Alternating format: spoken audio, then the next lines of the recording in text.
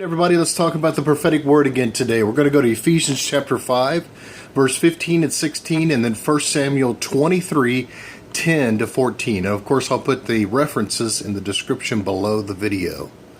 This is the prophetic word for the day. Let's go to Ephesians 5, verse 15 and 16.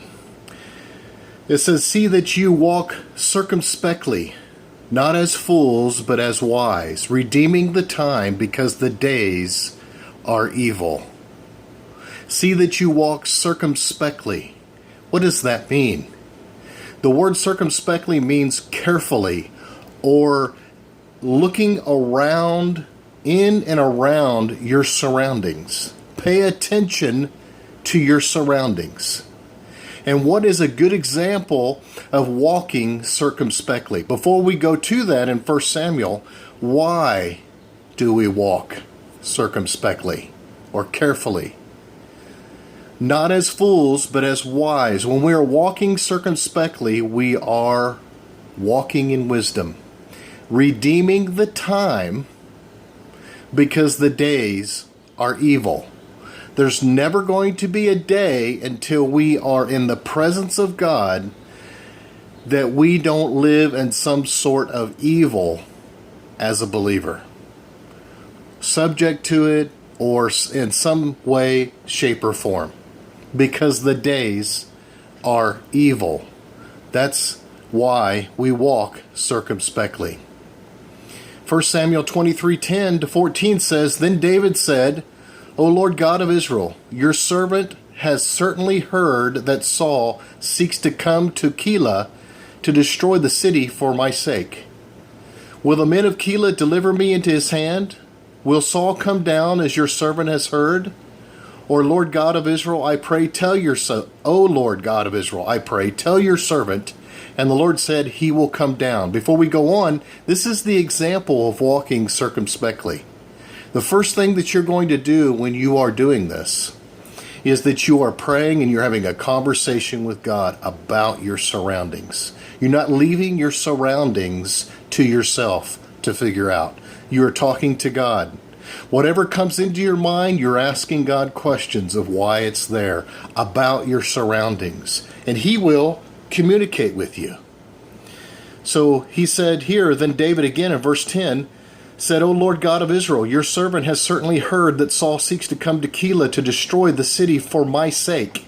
The second thing is that the enemy, because you're assessing and walking circumspectly, the enemy is going to use people around you to get to you. First, you're talking to God, and then about the situation and your surroundings, and then you're realizing who is in those surroundings. And could that person be subject to the enemy's influence negatively in your life? The next thing he says, will the men of Keilah deliver me into his hand? Will Saul come down as your servant has heard? O Lord God of Israel, I pray, tell your servant. And the Lord said, he will come down. That's the first thing. Then David said, will the men of Keilah, he asked the question again, will the men of Keilah deliver me and my men into the hand of Saul? And the Lord said, they will deliver you. So going on in verse 13, so David and his men, about 600, arose and departed from Keilah and went wherever they could go. He didn't depend on those 600 men, and those were 600 men of valor. They were very good at war. They were men dedicated to David his entire life. And yet David did not use his resources. He asked God, and clearly in that direction, it was more important for him to leave that area because he did not want the people affected. Sometimes we're tempted to actually react to the people and the enemy's using them to try to disrupt our lives or take us or hold us captive. When the best wisdom that you can have is, instead of reacting to those individuals that have no idea that they're being used by the enemy, is that you leave the situation. You don't give them that opportunity. So David and his men, about 600, in verse 13, arose and departed from Keilah and went wherever they could go. Then it was told Saul that David had escaped from Keilah, so he halted the expedition. And David stayed in strongholds in the wilderness and remained in the mountains of the wilderness of Ziph. Saul sought him every day, but God did not deliver him into his hand.